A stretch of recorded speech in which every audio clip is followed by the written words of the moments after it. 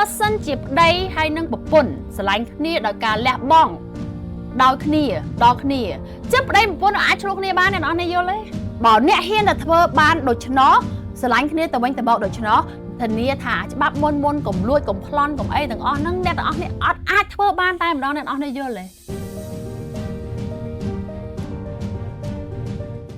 អូខេមួយប្រការទៀតយើងមើលត្រូវស្រឡាញ់គ្នាអត់អន់ទោសឲ្យគ្នាគ្រប់វេលាទាំងអស់នេះអ្វីដែលព្រះអង្គបានចែងជាច្បាប់នេះអ្វីដែលព្រះអង្គបានចែងអញ្ចឹងច្បាប់ទាំងអស់ហ្នឹងវានៅក្នុង Ten Commandments ប៉ុន្តែខ្ញុំយកទាំងសម្ដីរបស់ព្រះអង្គព្រះយេស៊ូវគ្រីស្ទឲ្យយើងនៅអ្វីដែលជាសញ្ញាថ្មីដែលជាបញ្ជាថ្មីមួយដែលទ្រង់ឲ្យមកយើងទាំងអស់គ្នាក្នុងការរស់នៅខ្ញុំឲ្យអាវ៉ាត់មួយម្នាក់មិនមែនជាអាវ៉ាត់ទេ command ប៉ុន្តែគឺជាបញ្ជាតែម្ដងថាឲ្យមកអ្នករាល់គ្នាគឺឲ្យអ្នករាល់គ្នាស្រឡាញ់គ្នាទៅវិញទៅមកឲ្យអ្នករាល់គ្នាស្រឡាញ់គ្នាដូចខ្ញុំបានស្រឡាញ់អ្នកអញ្ចឹង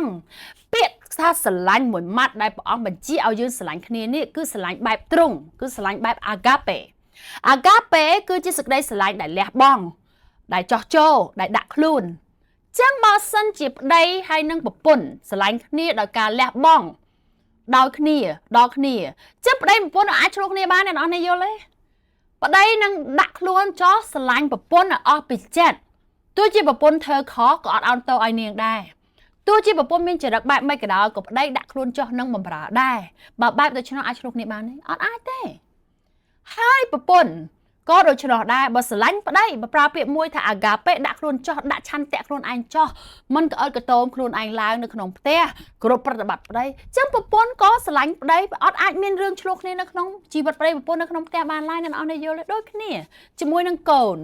ជាមួយនឹងប្រពន្ធប្តីដូចគ្នាជាមួយនឹងអ្វីនៅក្នុងសង្គមដែលយើងរស់នៅក្នុង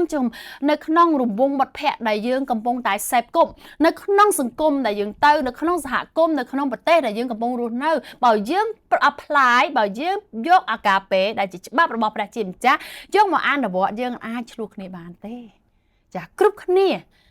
នឹងរស់នៅដោយសេចក្តីស្រឡាញ់អញ្ចឹងហើយបានព្រះអង្គថានេះជាច្បាប់ថ្មីមួយដែលខ្ញុំឲ្យមកអ្នកស្រឡាញ់គ្នាឲ្យដូចខ្ញុំស្រឡាញ់អ្នកឯងអញ្ចឹងបើអ្នកហ៊ានតែធ្វើបានដូច្នោះស្រឡាញ់គ្នាទៅវិញទៅមកដូច្នោះធានាថាច្បាប់មុនកុំលួចកុំប្លន់កុំអីទាំងអស់ហ្នឹងអ្នកទាំងអស់នេះអត់អាចធ្វើបានតែម្ដងអ្នកទាំងអស់នេះយល់ទេបើអ្នកស្រឡាញ់គ្នាអ្នកអាចលួចរបស់គេបានទេ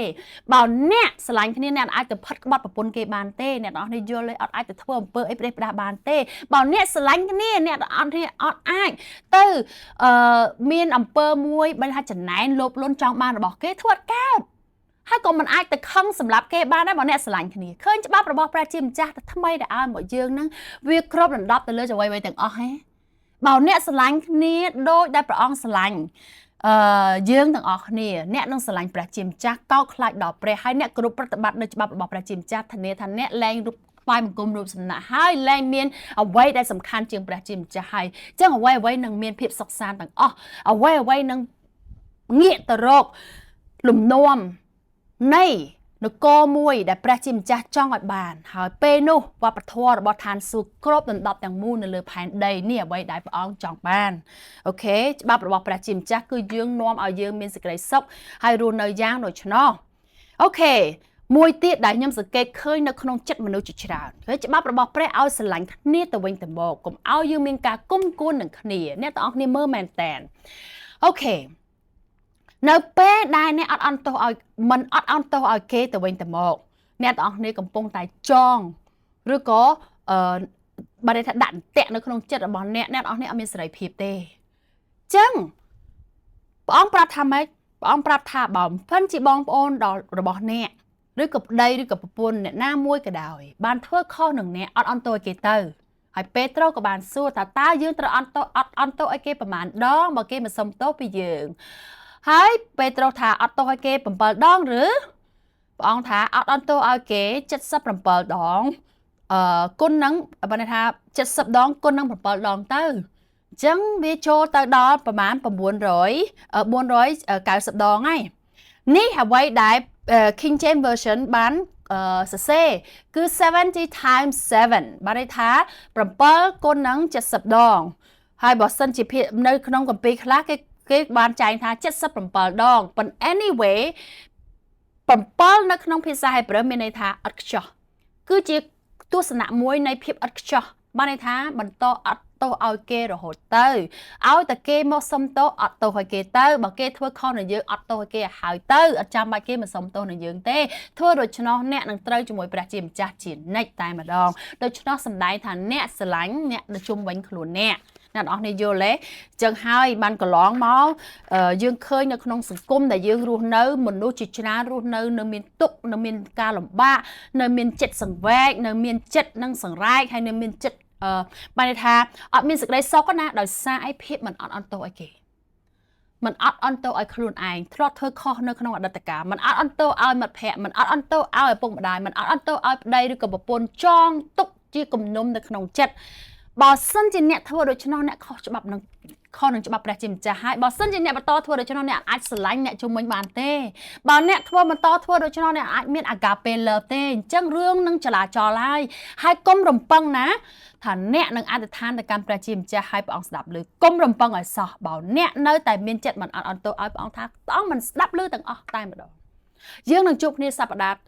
នេះហើយខ្ញុំនឹងប្រាប់អ្នកមិនថែមលំអិតអំពីអ្នកទៀមទាដើម្បីឲ្យអ្នកទៀមទាបានអ្នកត្រូវធ្វើម៉េចលក្ខខណ្ឌសំខាន់បំផុតរបស់ព្រះជាម្ចាស់គឺសេចក្តីសុចរិតហើយអត់ឲ្យមានជាប់ទោសជាមួយនឹងអ្នកណាមួយឡើយអូខេចឹងអ្នកត្រូវតែគោរពប្រតិបត្តិដាច់ខាតបើអ្នកចង់ឲ្យព្រះឆ្លើយតបរាល់ស្ថានភាពដែលអ្នកស្នើសុំទ្រង់នឹងឆ្លើយតបលុះណាតែអ្នកវិសុទ្ធជាមួយទ្រង់អូខេចឹងអាភាពដែលมันអត់អន់ទោសឲ្យគេនេះគឺជារនាំងគឺជា blockage គឺជាការរាំងស្ទះដល់ការអធិដ្ឋានរបស់អ្នកអញ្ចឹងគិតឲ្យហើយមុននឹងអធិដ្ឋានសុំអ្វីមួយដូច្នេះព្រះអង្គបង្រៀននៅក្នុងសេចក្តីនេះបើអ្នកអានបន្តទៀតព្រះអង្គថាតើអន់ទោសឲ្យគេសិនទៅបងប្អូនធ្វើខុសអីនឹងគ្នាអីតើអត់អន់ទោសគ្នាហើយទៅដោះស្រាយរឿងនោះហើយកុំយកដង្វាយមកថ្វាយដល់យើងហើយធ្វើជាយ៉ាន់បូជារៀបចំពិធីផ្សេងមករកយើងហើយចូលថ្វាយបង្គំដល់យើងតែចិត្តអ្នកឯងហ្នឹងឲ្យទៅសុចរិតឲ្យទៅដោះស្រាយឲ្យទៅអត់អន់ទោសគេសិនឲ្យសុចរិតជាមួយយើងសិននោះលក្ខខណ្ឌនេះពេលដែលអ្នកឯងចូលមកអធិដ្ឋានយើងនឹងស្ដាប់ឮយើងនឹងឆ្លើយតែដរាបណាអ្នកឯងសុចរិតសិនតែដរាបណាអ្នកឯងមិនសុចរិតទេគឺយើងស្ដាប់មិនឮឡើយមិនបាច់មកទេតែអត់អន់ទោសគ្នាសិនទៅដោះស្រាយបញ្ហាគំនុំអ្នកឯងសិនទៅអ្នកទាំងអស់នេះយល់ទេឃើញរបៀបរបស់ព្រះឃើញច្បាប់របស់ព្រះជាម្ចាស់ទៀមទាដាច់ខាតថាយើងត្រូវតែវិសុទ្ធជាមួយនឹងទ្រង់នោះអ្វីទាំងអស់នឹងបានមកដល់យើងតើប្រមាណភាគរយប្រមាណអ្នកដែលធ្វើតាមខ្ញុំរស់នៅរហូតមកដល់ថ្ងៃនេះគឺខ្ញុំធ្វើតាមពេលខ្លះយើងមិនអត់ខ្ចោះទេចាប៉ុន្តែយើងព្យាយាមជានិច្ចដើរជាមួយព្រះជាម្ចាស់ហើយទ្រង់ដឹងដោយអចេតនាដែលយើងធ្លោះធ្លួយកន្លែងណាមួយទ្រង់អត់អន់ទោសឲ្យយើងនៅពេលដែលព្រះវិញ្ញាណបរិសុទ្ធរំលឹកដល់យើងនៅកំហុសរបស់យើងក៏ធ្វើតាមទ្រង់កែតែម្ដងយើងអត់ដែលទៅតវ៉ាទេ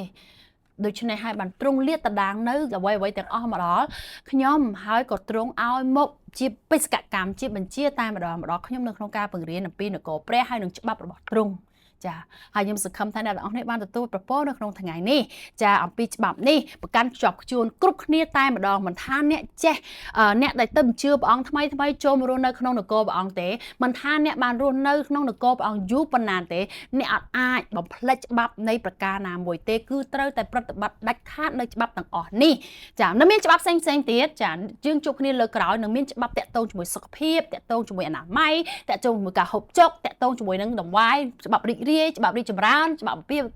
ផ្សេង